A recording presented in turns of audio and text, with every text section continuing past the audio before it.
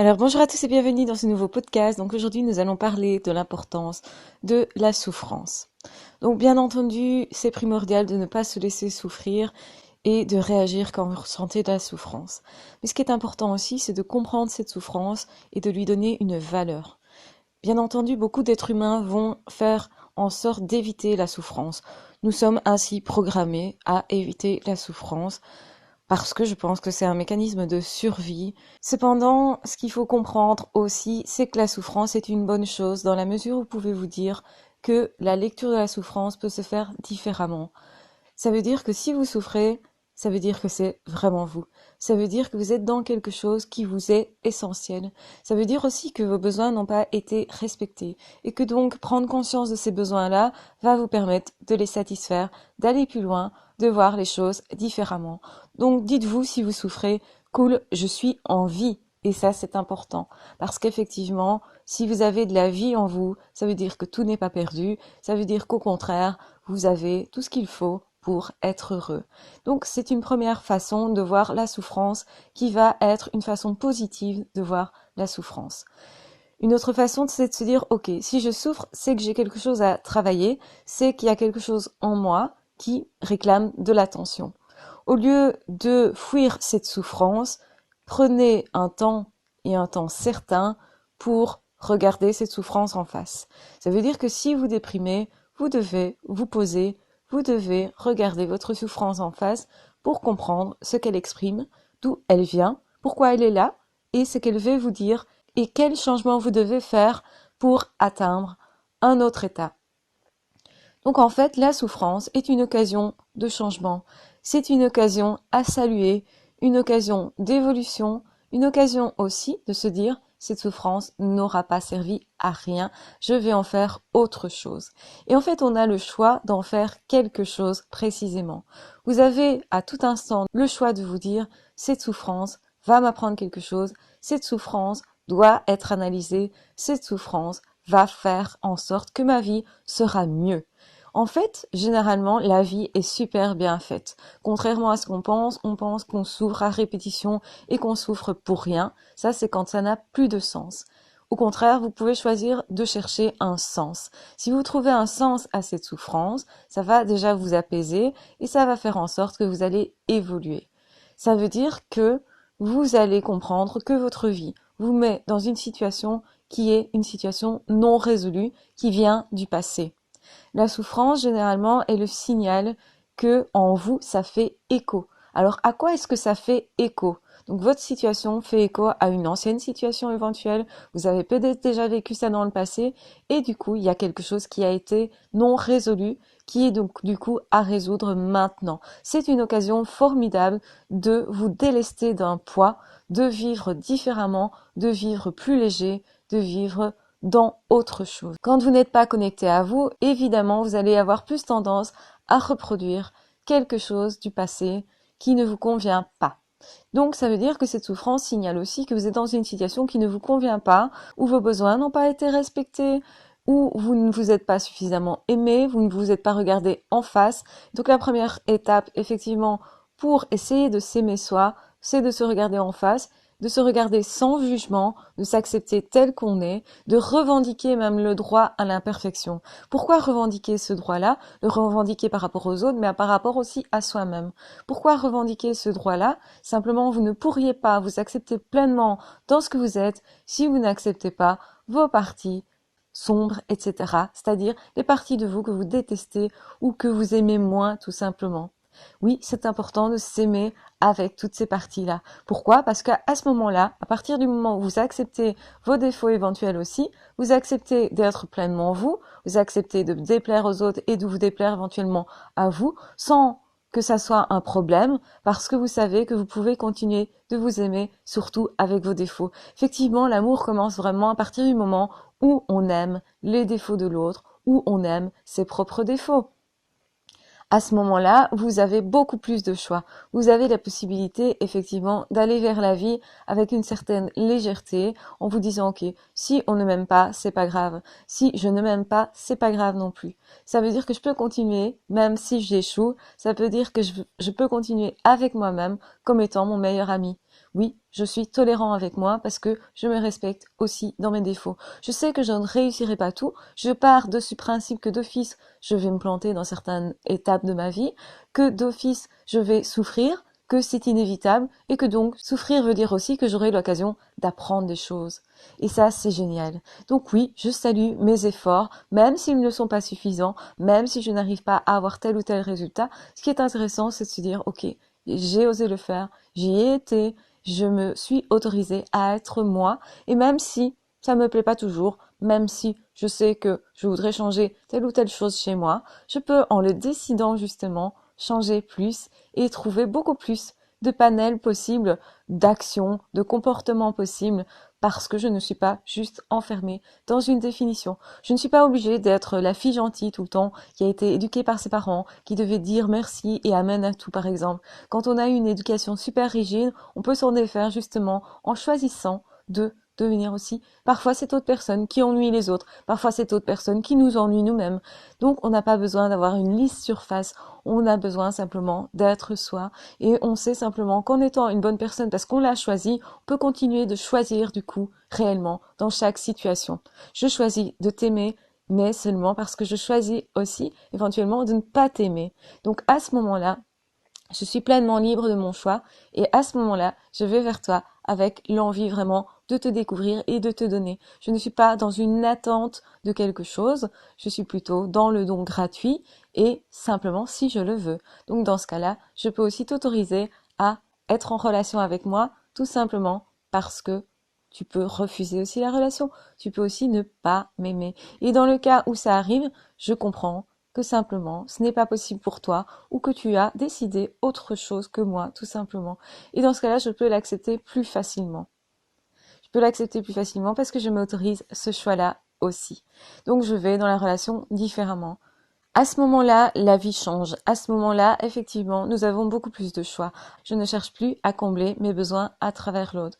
Je cherche simplement à être moi. Je cherche simplement à apporter qui je suis et à ne pas masquer mes défauts. Je vais simplement de l'avant avec mes défauts, avec mes douleurs. J'accepte aussi de parfois être morose, déprimée, de pleurer, de ne pas être tout à fait dans une situation qui est la plus positive. Ça ne veut pas dire que, une fois les larmes coulées, je ne pourrai pas reprendre une autre décision d'être plus heureux. Du coup, je ne m'impose plus non plus de pression. Quand on se dit, ah là là, il faut absolument pas que je pleure, je suis triste, mais je veux absolument pas pleurer, vous augmentez une pression interne qui va faire que vous allez craquer plus facilement. Surtout si vous êtes hypersensible. Donc, s'autoriser à être soi, s'accepter tel que l'on est, avec ses défauts, va faire une différence énorme dans la vie, va faire que on est beaucoup plus tolérant avec soi, du coup aussi beaucoup plus tolérant avec l'autre. Ce n'est pas un problème si on craque, si notre idéal n'était pas celui que l'on a présenté à l'autre. C'est beaucoup moins problématique. Du coup, ça permet à l'autre de nous accueillir autrement. Cet autre sent cette liberté, si vous voulez. Cet autre sent qu'on lui propose quelque chose de différent, et à ce moment-là, l'autre peut aussi se positionner en étant dans la relation. Évidemment, je parle de quelqu'un qui peut avoir aussi cet état d'esprit de vous accueillir librement. Si l'autre essaye de vous contrôler, vous ne serez pas libre, vous. Et donc certainement que vous allez sentir quelque chose de l'ordre de la frustration ou d'un malaise dans la relation. Mais vous serez en accord avec vous-même et vous allez pouvoir le détecter beaucoup plus, puisque vous n'êtes pas dans un état où vous devez contrôler, où vous devez être parfait. On n'est pas parfait, de par notre nature humaine, de par aussi le fait que nos humeurs fluctuent, de par le fait que nous sommes, à certains moments, beaucoup plus positifs que d'autres moments, et que la vie intérieure, c'est ça, il faut l'accepter, tout simplement. Donc oui, nos souffrances sont intéressantes. Elles sont intéressantes parce qu'elles parlent de nous. Elles nous révèlent des parties de nous que l'on n'avait peut-être pas encore travaillées, des parties de nous qui n'ont peut-être pas été suffisamment travaillées. Si quelque chose se répète, ça vous signale que, effectivement, il y a encore quelque chose à travailler là-dedans. C'est pas un problème.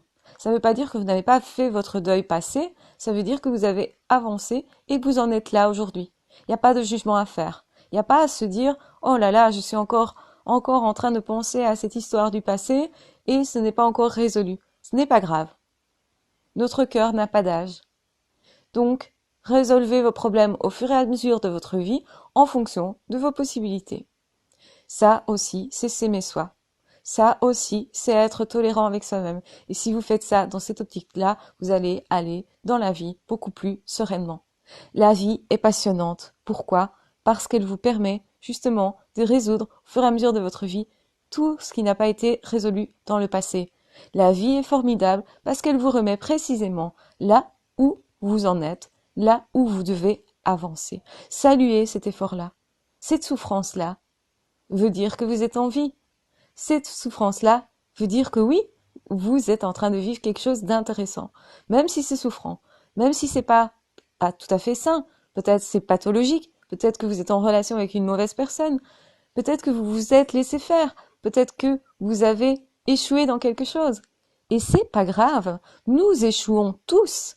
Permettez-vous d'avoir échoué. Permettez-vous, autorisez-vous, plutôt que de chercher la perfection, à être cet être que vous êtes tout simplement. Accueillez-vous dans vos dysfonctionnements. Accueillez-vous dans ce que vous avez de douloureux. Accueillez-vous dans votre imperfection. À partir de ce moment-là, vous allez faire de vous votre meilleur ami. C'est ça, s'aimer. Beaucoup de personnes cherchent à atteindre un certain niveau en se disant « je m'aimerai quand j'aurai tel ou tel résultat ». Vous faites fausse route. Vous vous aimez à partir du moment où vous aimez le plus négatif de vous, ce qui vous ennuie le plus, ce que vous ne voulez pas voir, ce que vous ne voulez pas regarder. Il est important de prendre du temps quand on ne va pas bien. Beaucoup dans la société pensent qu'il faut courir derrière un objectif et que s'il y a quelque chose qui ne va pas bien, eh bien il ne faut pas le regarder. Il faut faire comme si ça n'existait pas et continuer quand même. C'est intéressant de rester positif, c'est intéressant de rester motivé, mais à certains moments, il faut savoir se poser et regarder ses douleurs en face, parce que ça fait partie du chemin. Si vous regardez les choses en face, à ce moment-là, vous pouvez continuer sur vos objectifs. Ne vous aimez pas quand vous aurez atteint ces objectifs. Aimez-vous quand vous êtes en situation d'échec. Alors, à ce moment-là, vous serez capable de vous aimer autrement lorsque l'objectif sera atteint. Vous allez pouvoir goûter vraiment les choses.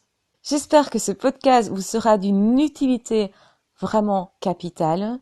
Je pense que c'est une grosse clé, effectivement. J'espère que je vous donne une clé pour ouvrir une porte de plus devant vous, pour aller de l'avant, pour comprendre que la souffrance n'est pas à nier. La souffrance est à regarder en face. Il faut du temps, parfois. Il faut savoir se consacrer du temps et s'arrêter justement dans la vie pour voir cette souffrance, pour avancer avec elle et pour en être enfin aussi débarrassé, pour aller vers quelque chose d'autre. Vous allez gagner plus que ce à quoi vous renoncez. Vous allez gagner plus que ce à quoi vous renoncez. C'est capital, c'est important et c'est pourquoi, je le répète encore une fois, vous allez gagner plus que ce à quoi vous renoncez. Donc oui, la souffrance est géniale. Non pas parce que je vous encourage à souffrir, bien entendu, mais parce qu'elle témoigne de quelque chose de capital de vous. Alors si vous souffrez, comprenez que peut-être c'est là que vous devez aller. Si vous avez peur, et parce que cette peur crée une souffrance, alors c'est peut-être parce que ça parle vraiment de vous, et parce que votre rêve est vraiment là. Alors oui, si vous avez peur, allez-y, et si vous souffrez, comprenez que c'est une partie de vous qui doit être intégrée à votre vie, que vous devez respecter, que vous devez valoriser, dont vous devez être fier, tout simplement. Soyez fiers de qui vous êtes, même dans la douleur, même dans l'incapacité, même avec vos défauts et surtout avec vos défauts. Soyez fiers de qui vous êtes, aimez-vous comme ça et vous allez voir que votre vie va changer. On est là pour ça, avancez. Je vous encourage à vous aimer de toutes vos forces et de tout votre désespoir aussi, du coup, parce que là, c'est vraiment vous. Je vous embrasse très fort, je vous aime très fort, prenez soin de vous et on se retrouve très vite dans d'autres podcasts ou dans d'autres vidéos. À ciao, bye bye.